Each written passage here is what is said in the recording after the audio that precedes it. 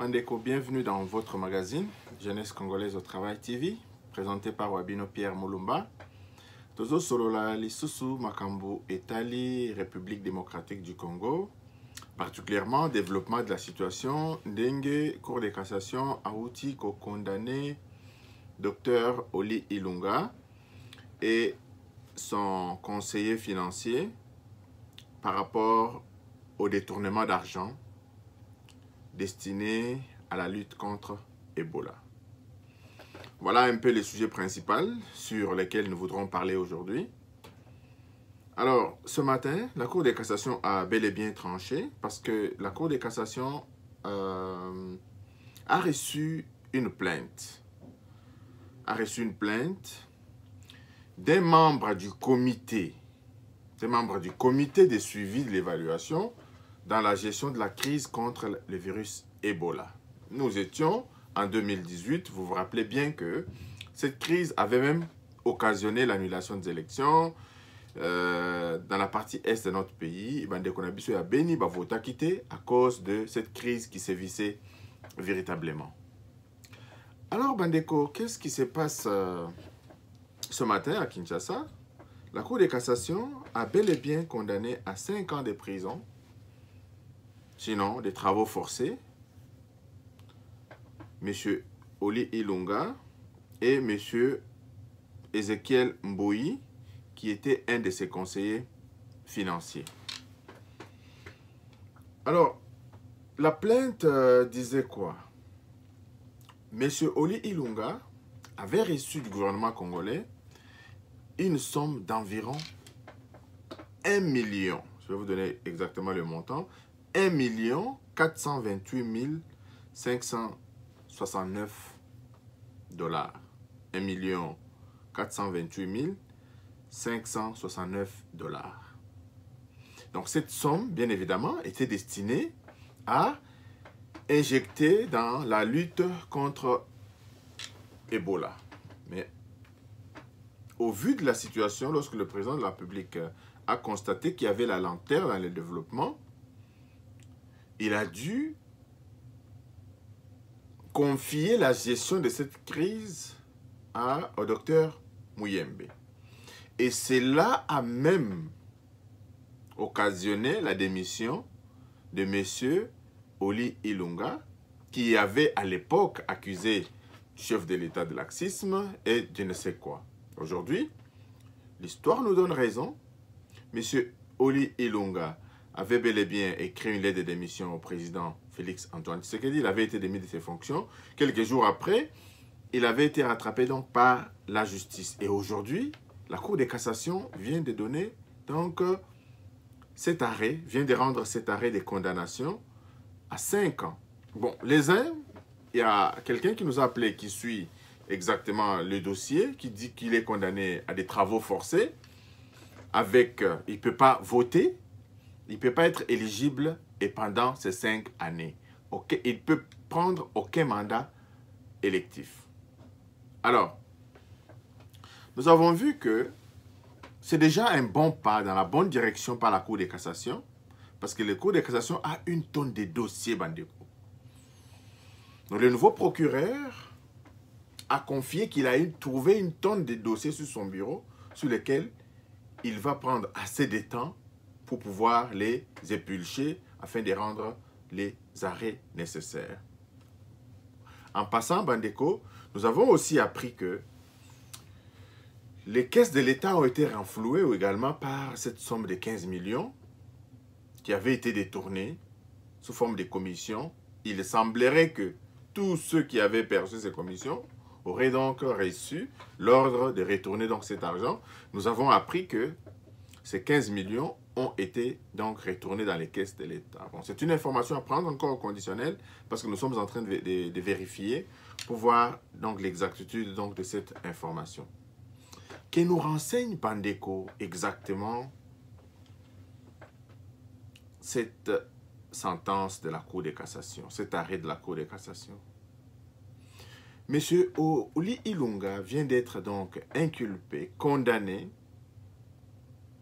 mais ce n'est que l'iceberg qui cache véritablement la mentalité des gouvernants congolais. Depuis tous ces régimes qui se sont succédés, nous n'avions jamais su comment conjuguer le verbe servir. Au Congo, lorsqu'on est à un poste de responsabilité, le premier verbe qu'on apprend à conjuguer, c'est se servir.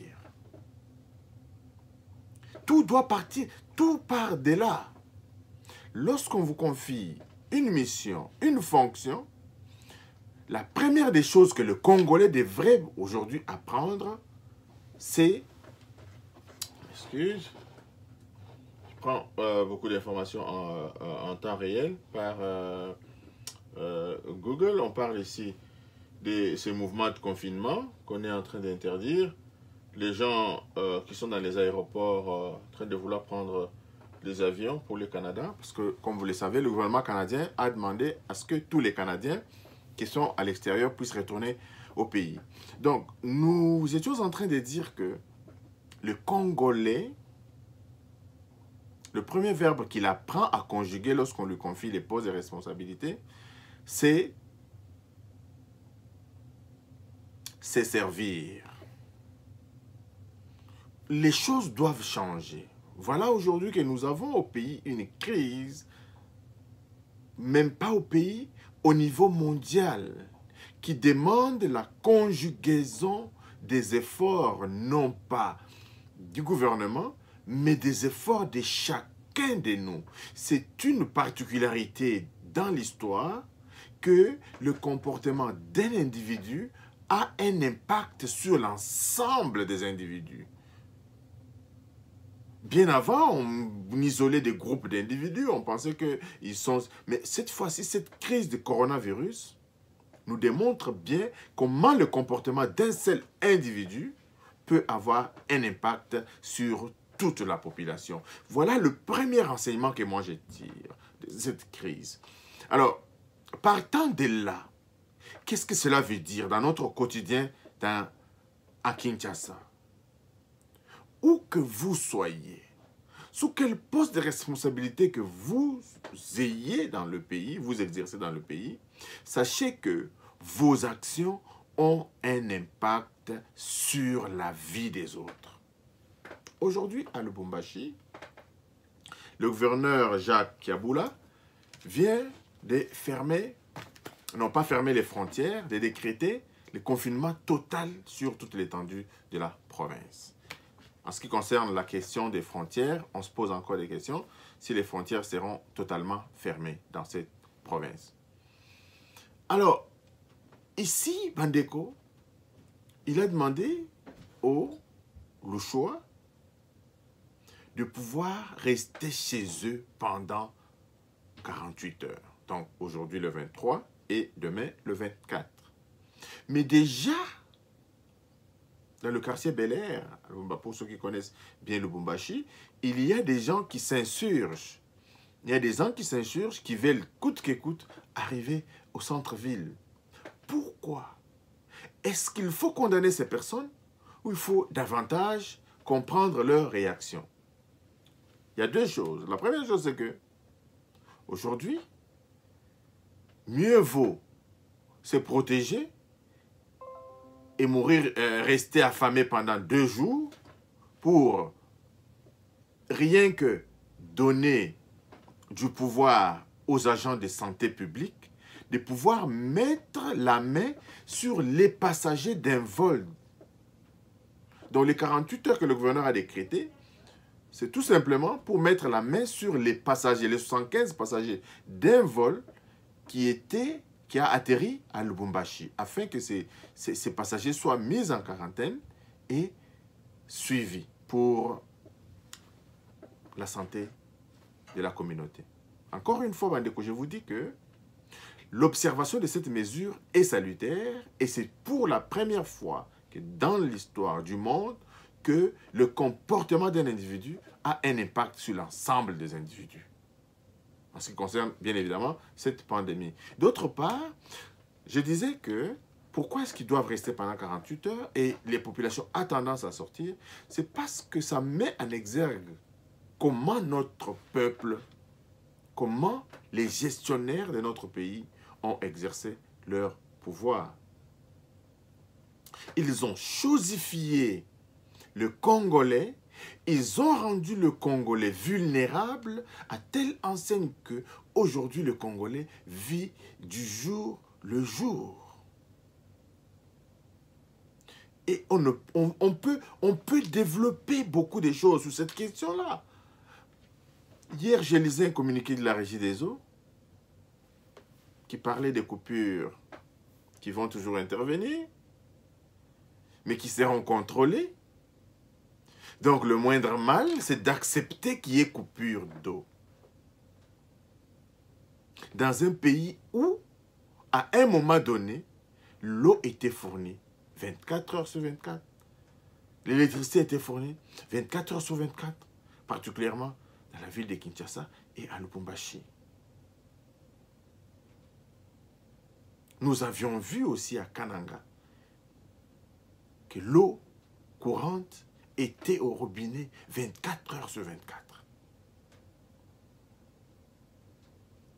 Mais voyez dans quel état nos gestionnaires ont laissé ce pays. On est vulnérable à se protéger contre cette pandémie parce qu'une des mesures phares, c'est de se laver les mains. Bref, Ebola, si Ebola était une maladie à main sale, etc., le coronavirus est aussi une maladie de main sale, une maladie infectieuse qui se contamine par des microbes. Mais cette fois-ci, les microbes d'Ebola, les virus se propagent dans l'air, raison pour laquelle on demande aux gens de rester chez eux.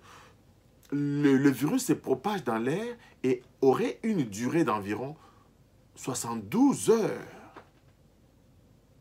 Donc, une proximité entre une personne qui a la maladie et une autre qui est saine favorise donc la contamination. Jusqu'à lorsqu'on est à une distance de moins de 1 mètre, cela favorise donc la contamination donc, entre la personne saine et la personne malade. Raison pour laquelle on demande donc cette mesure de confinement. Revenons encore aux solutions et aux enseignements de cette maladie qui sévit. Donc l'enseignement qu'on peut tirer de cette maladie qui sévit, c'est que nous devons apprendre, nous particulièrement Congolais, nous devons apprendre à conjuguer le verbe servir. On dirait que to botamakana verbe c'est servir. Tous ceux qui ont des postes de responsabilité, nous avons même vu une vidéo qui circule sur les réseaux sociaux à Lubumbashi, comment on peut traverser les frontières moyennant de l'argent.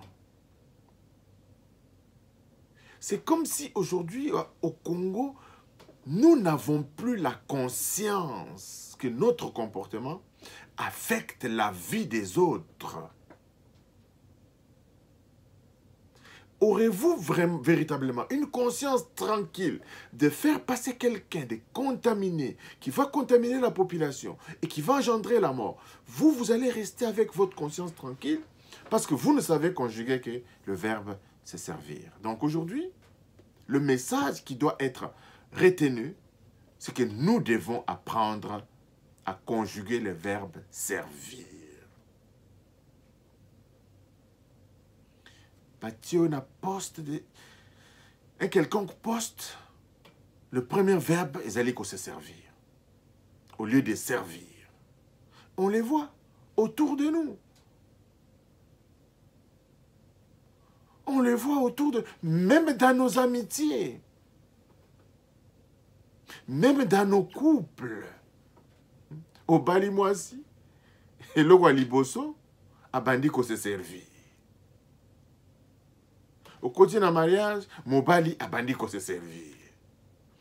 Nous avons oublié les notions élémentaires de la vie en communauté.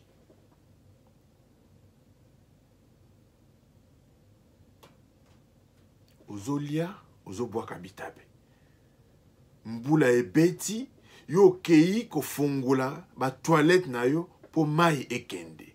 Elongwa epa na yo pourvu que ekende. Et ce qui est là, ce n'est pas ta préoccupation. Oh, mutema mabe a modèle nini oyo.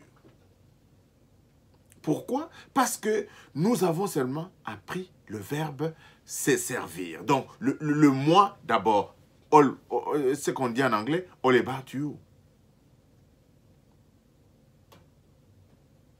Tout, c'est d'abord pour toi. Et les autres, c'est après. Voilà ce qui tue le Congo. Voilà ce qui tue le Congo. Une chance, c'est que les pays occidentaux ont fermé leurs frontières.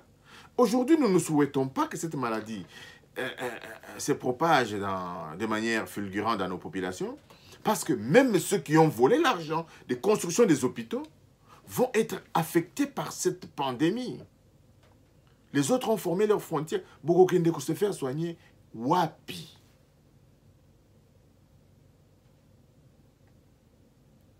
Est-ce que tout ceci peut interpeller nos gouvernants qu'aujourd'hui, dans leur poste de responsabilité, ils doivent d'abord servir que de se servir? Combien d'hôpitaux ont été construits au gouvernement passé? On parle de cinquantenaires. 18 ans au pouvoir, combien de centres de santé ont été construits? Raison pour laquelle nous demandons ici au chef de l'État de pratiquer la politique de l'anticipation. De pratiquer la politique de l'anticipation et non pas la politique de guérison. Aujourd'hui, on est en train de voir le gouvernement congolais de tergiverser, ça et là, prendre des mesures qui semblent être bien évidemment impopulaires. La pandémie a été freinée en Chine parce que le gouvernement a appliqué une mesure forte, le confinement. Évidemment, on comprend que dans les sociétés où la démocratie fait défaut, ces mesures sont exécutoires. Dans les sociétés occidentales, bien évidemment, vous avez vu en Italie, la pandémie s'est propagée parce que les gens se sont réfugiés sur leur liberté, sur les lois qui protègent ces pays. Dans les pays occidentaux, on insiste beaucoup sur la conscience personnelle parce que la liberté, c'est la règle. Et le confinement, c'est une exception. Donc, à cette exception, on demande l'adhésion de la conscience personnelle et collective pour pouvoir exterminer donc cette pandémie. Donc, on a vu encore, on revient encore à ce que je disais tout à l'heure au Congo, le président de la République doit prendre des mesures fortes, mobiliser l'armée pour faire appliquer ces mesures, parce que ces mesures seront vraiment salutaires pour notre cher et beau pays. S'il y a véritablement propagation de cette pandémie, le pays est dépourvu des moyens d'hospitalisation massive. Le pays ne peut pas hospitaliser plus d'un millier, plus d'une dizaine de milliers de sa population. Le pays est dépourvu de toutes ces infrastructures. Donc, avant qu'on en arrive là, le président de la République devrait donc anticiper par déclarer un état d'urgence nationale auquel il prendra le plein pouvoir de commander, de mobiliser l'armée à faire appliquer les mesures de sécurité sanitaire afin de freiner la propagation donc de cette pandémie. Qu'on n'attende de pas voir comment ça va évoluer, cette maladie se propage à une vitesse fulgurante. À une vitesse fulgurante. Vous pouvez donc voir ce qui se passe en Italie.